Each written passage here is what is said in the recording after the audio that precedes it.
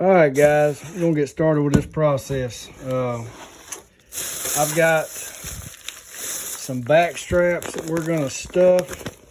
This is from that big 7-point that I killed this past season. It's on my channel. And I've got a bunch of inner tenderloins. These are from my kids taking care of some does. I've got a couple bucks that I killed. I got that 7-point from this past season, but I got a bunch of tenderloins. The way I prefer to do it is when I'm hunting and season is still going on, I'll break them down, get them off the bone, get them cleaned up best I can, and vacuum seal them. And then when I get time, I'll come back and I'll stuff them. This is what I do. I stuff them. And then I'll wrap them in bacon. I've got 9 pounds of bacon right here. This ought to be more than enough. But we're going to stuff them with cream cheese. And if you're not using Philadelphia, you're not doing it right. And then you can use whatever seasoning you want. This is what I prefer. Chipotle and garlic seem to go really good with wild game, but you know, this is your meat. You do it however you want to. It's just how I do it. But we're going to get started with this process. Now, first things first, make sure this one's already open, and of course it's not. This one might be open. Nope, neither one of them. Cool. So, get this open, and I'm gonna just dump a good portion of seasoning in the cream cheese. That's probably enough. We're gonna get this mixed up. This takes a couple minutes because this cream cheese is really cold. We're gonna get this mixed up and we're gonna start this stuffing process. It's not hard. It's really easy. Anybody can do this. You don't need any special tools. We're gonna get this seasoning mixed up and I'll be right back. All right, we're gonna move on to the next step. I just patted these dry with some paper towels.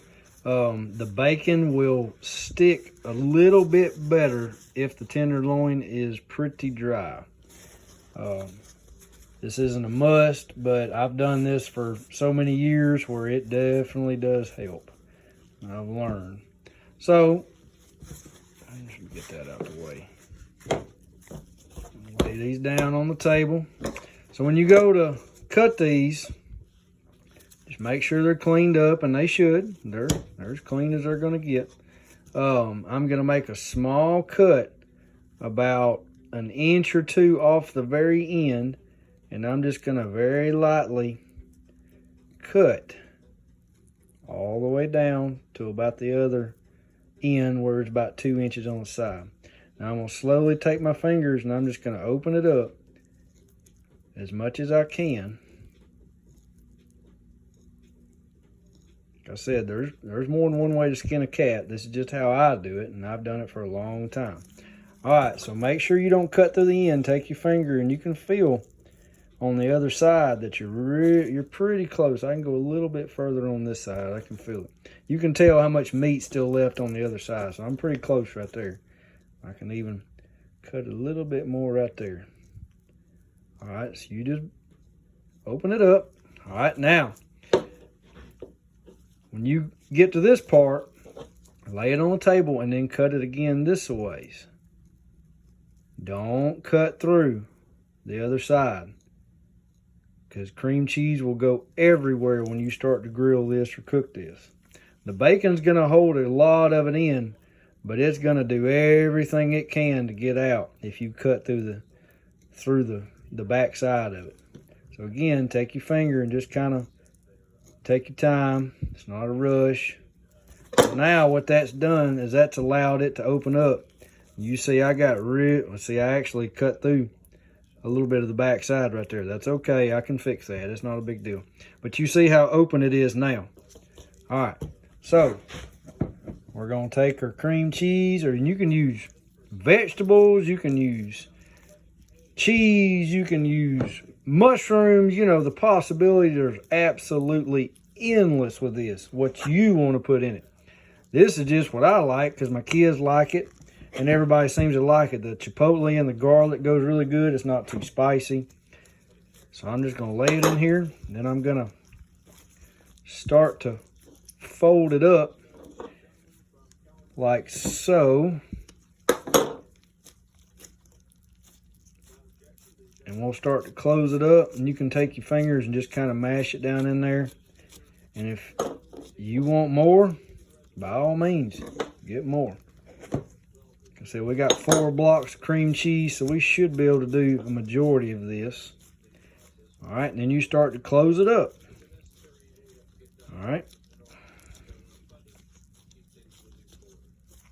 Get it closed up. I'm gonna lay it back down. Now, we're gonna come to the bacon. This is kind of a little bit of the aggravating part, because this bacon still tends to want to slide. And let me tell y'all something, not all bacon is created equal. The actual brand of the bacon isn't as important. It's how the bacon is cut is what's important.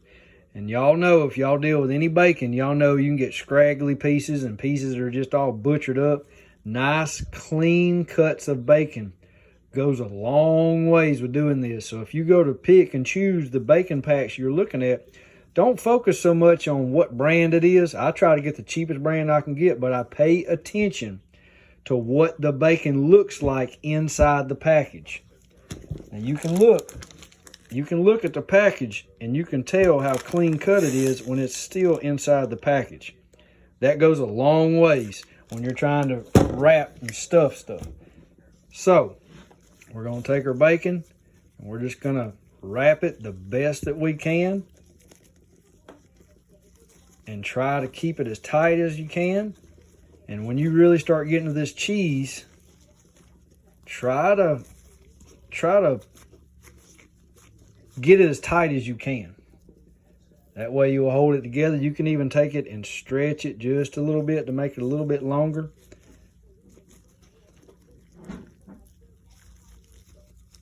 Oh, I see, look at there, I broke that one. That's all right. Take it and you can stretch it just a little bit. And just overlap them. That's all you're doing, just overlapping them. Try to pull it down a little bit tighter, especially in this middle piece right here. And then just work it all the way down.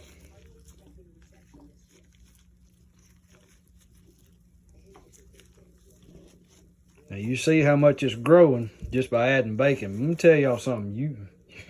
You throw these bad boys on the grill, man, they are something else. Man, there ain't nothing like this. A stuffed inner tenderloin, golly, you talking about good. All right, we can get one more piece on this end right here.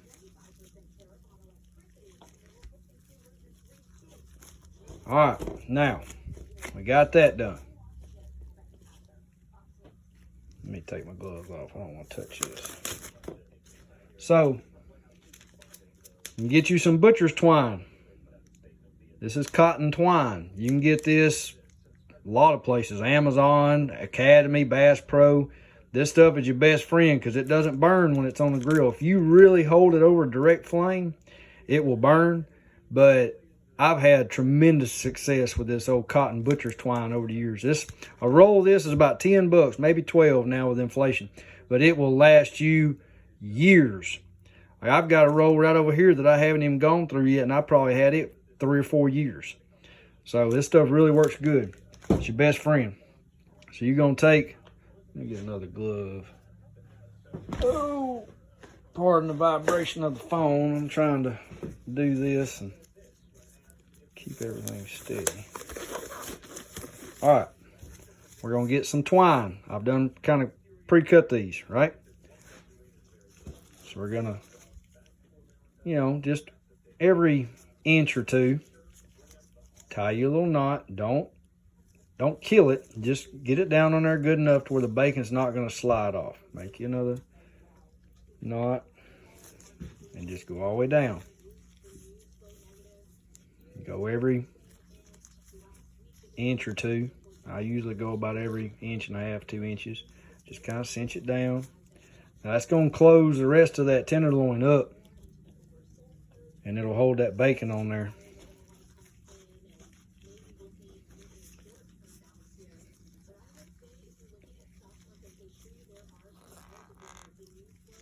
I said, don't try to kill it. Just get it down on there good and snug. Yeah, I'll tell you something else. When you go to grill this or put it in the oven, whatever you want to do with it, if you get that butcher's twine too tight, it'll be really hard to see it once you cook it, because that bacon will kind of overlap over the top of it, and it'll be really hard to see it. So just kind of cinch it down on there good and snug, and that's all you need. See how we kind of got a little flabby piece right there? I'm going to try to tie that to where it won't try to be flapping in the wind when we go to grill this. These are pretty big tenderloins. This is a 4.5-year-old deer right here. So, you know, this is about as big of a tenderloin as you're going to get, unless you kill a monster daggum deer, you know. But this was about 100 and I think that 7-point weighed 190 pounds. So he was pretty good size. For a public land deer, he was pretty good size. All right, now we got all these tied off. I'm gonna cut these with my 90-year-old scissors. Cut off the excess. Leave yourself a little bit of room on the ends right here, and I'll tell you why. Because when you go to grill them, like I told you, it's going to be hard to see that twine because that bacon's going to kind of overlap when it cooks. But you can see these end pieces, and that'll make it easier for you to cut the twine off when you get ready to eat it, because you don't want to eat this twine. That'll be a big no-no.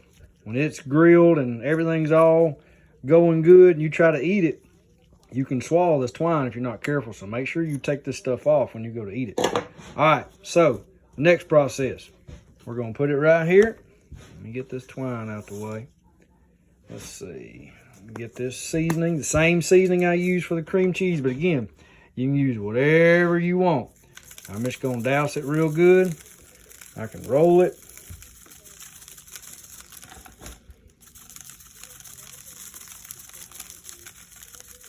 See how we got a little piece right there that's not tied off good? I'll fix that in just a minute with that little half broken piece.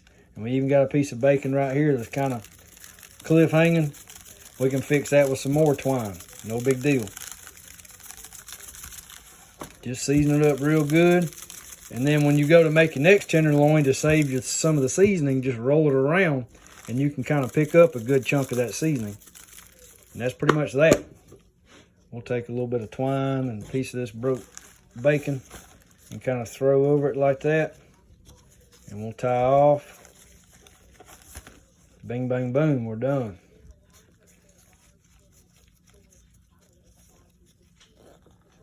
Just like that, no big deal. And I'll tell you what, we'll fix that little end piece too while we're here. You can kind of just tie it off just to make it hold. It's not really a huge deal on the end because there's not any cheese, but we still want to hold that bacon together as much as possible. And that's pretty much that, guys. It's nothing to it, really. We'll sprinkle a little bit more on this bacon right here. And that's that, guys. It's ready to be vacuum sealed or put in a gallon size Ziploc bag, whatever you want to do with it. Let me tell you something. You grill these, and when you go to grill these, I'm sorry if there's a vibration of the phone. I've got it on my chest trying to have both my hands free. But when you go to grill this is best grill. You put this on the grill, don't put it over the direct flame, okay? Put it off to the side and just catching the heat. Not only will you burn the bacon and it can cause a flame from the fat, but you're also cooking it too fast. This needs to be low and slow, 250, 300 degrees. Just a light cook on it. And let it go, just kind of rotate it every 10, 15 minutes. And after about, I don't know, 35, 40 minutes of just low and slow, you'll notice that this bacon is doing everything it can to keep that cream cheese in. And you know it's right at done. You can even probe it. Just beware when you probe it, the cheese is going to try to come out. I don't usually probe these because when I notice that cream cheese is doing everything it can to get out, it's done. That cheese is hot enough on the inside. Man, you talking about good. And it's done. All right. All right, guys. I finally got all these wrapped up and ready to go. That's probably, let's see, that's the 7-point, which is a 4.5-year-old deer. Look at that. Look at the size of that one versus a yearling deer, which is right here. Look at the difference. Look at the difference. That's a yearling tenderloins right there. These two right here versus 4.5-year-old. And there's a 3.5-year-old right there. That was a busted up 5-point I shot earlier this year. And that one of the tenderloins that actually got busted up from my kids shooting it, but that was another, I think that was like a two-year-old doe. And that's the other one. There's some yearling tenderloins right there. That's actually a pretty good sized doe right there. My 9-year-old shot that doe and it was 118 pounds. So I didn't age her, but like I said, there's quite a few tenderloins in here, but I'm gonna tell y'all what, these on the grill, absolutely amazing. Here in just a minute, I'm gonna stuff some back straps and I'll show you how I do that. But anyways, stay tuned. All right, guys, I just want to show y'all the final product, vacuum sealed. Some of them I ran out of my 11-inch bag, so I had to use my 8-inch, so I had to kind of just make do with what I had. I need to order me some more bags. But I was going to tell y'all, letting these marinate vacuum sealed, they get better and better the longer they sit. That right there, you grill these, telling you what, they're amazing. And you can do it however you want to. The combinations are endless. This is just how I do it, cream cheese. But I'm telling you what, you grill these low and slow for about 45 minutes. These bigger ones obviously take a little longer. But these smaller ones, these little yearling deer, that's a 3.5-year-old. But these little smaller ones, you know, they don't take probably 30 minutes. They are amazing. All right, guys. All right, guys. Been patting these back straps. I'm about to show y'all how I stuff them. If there is an easier way that you know of, please inform me. Let me know. So I'm gonna pat these dry. I'm gonna make, again, getting them dry for the bacon and just getting any of the rest of the blood off. Because once you thaw them out, a lot of the blood tends to flow out of them.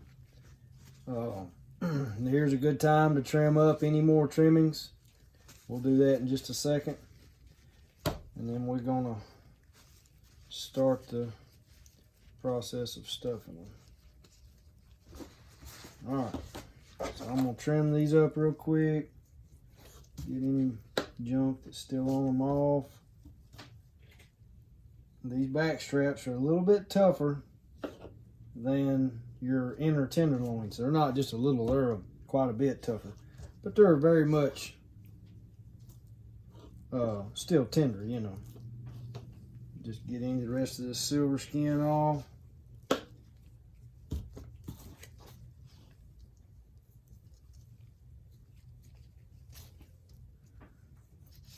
All right, I'm getting that done. Now, we'll talk about this bacon before we move on. You saw me wrap an inner tenderloin with, we discussed this earlier with the bacon. I prefer thick, wide, straight, clean cut bacon, okay? That goes so far when you're doing this. That is very important. You can do without it, but it's a lot harder. Okay, so I bought 9 pounds of bacon. I bought 2 packs of bacon that I prefer, that I want. But when I was searching for this bacon when I was at the store, there was only 2 of them that were like that. There was only 1 more pack that was clean cut bacon, but it's thin strips. And what I mean by thin, you see how thin that is, all right? So the issue with this that I have is when you start to wrap this, you're going to have to use twice as much bacon. And not to mention that, when you're trying to overlap and hold something in like cream cheese or whatever it is you're stuffing with, it's going to be very hard for it to hold together. I'm going to use it anyways because I ain't throwing no bacon away.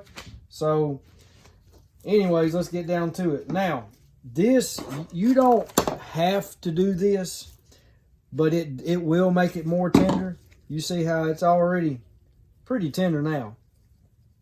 You can see how flexible it is. You know, this is just a back strap, but this is off of a 4.5-year-old deer. So there's going to be some texture issues right here when you go to eat it. So what I'm going to do is I'm going to take a handheld meat tenderizer. I know what y'all are thinking, but get it out your minds. So we're going to beat this meat. We're just going to lightly beat it down. Get all the corners, and what we're doing is we're just kind of loosening up the muscle fibers where it won't be near as tough when we go to eat this. Because when it gets hot on the grill, it's going to try to draw up. So I want to try to loosen as much of that up as I can. So that's better than what it was. So we'll go on to the next one. And when I make cube steaks, I do the exact same thing, but when I'll take these back straps, I'll cut them in half, and then they're a lot thinner, and then I'll just kind of pound it out, and it'll turn it into cube steak. Now, you can get meat cubers, but they're really kind of expensive. I just go through it, give it a good little whipping. All right, we'll leave the rest of those for later. I'm not going to have a video too long. So when I get to this point, I'm going to stand it up. All right, see there's the end.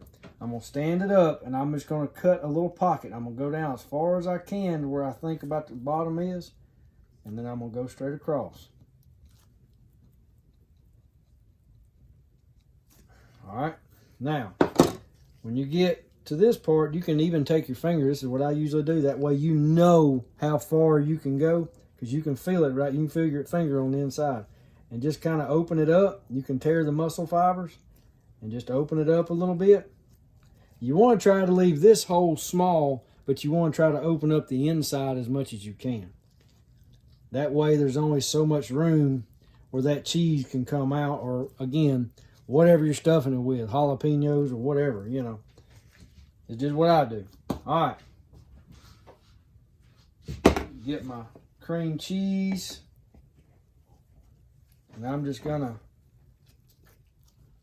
fill in that hole as much as possible. You're going to see this expand here in a second.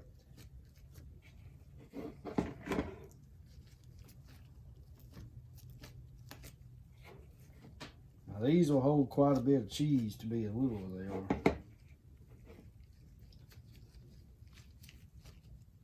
All right, that's about all she's gonna hold. But you see how thick it got.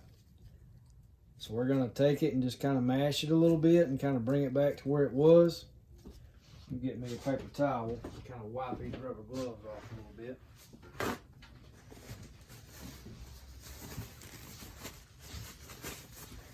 All right, now the bacon. We're gonna wrap it this ways, and then we're going to wrap it that a ways. So we're going to try to overlap these, since this bacon is smaller, overlap them the best that we can. These wider, thicker pieces that I previously used would really be preferable right now, but it is what it is. I wanted to show y'all the difference between different cuts of bacon anyways. You see how it's not wanting to overlap? That's what I was telling you. So where you're going to have to make up for that is with your butcher's twine. All right, so we got it wrapped that a ways. That's 3 strips of bacon. That's kind of a lot. Usually I can get away with 2. Now I got to do 3.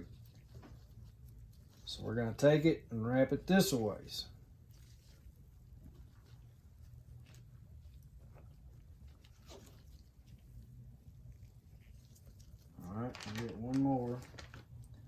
We'll see if we can get it to sit on the edge like that.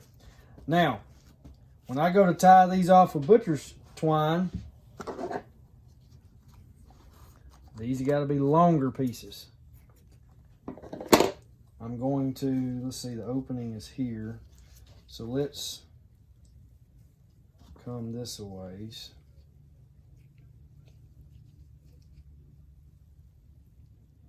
Get that as tight as you can.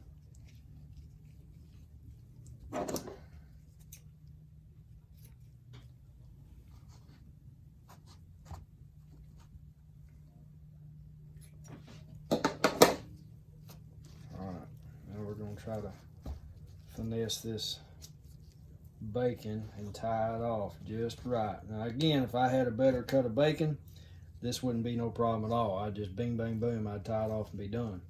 But we got the non-preferable bacon, so it is what it is. And we're going to tie it this ways.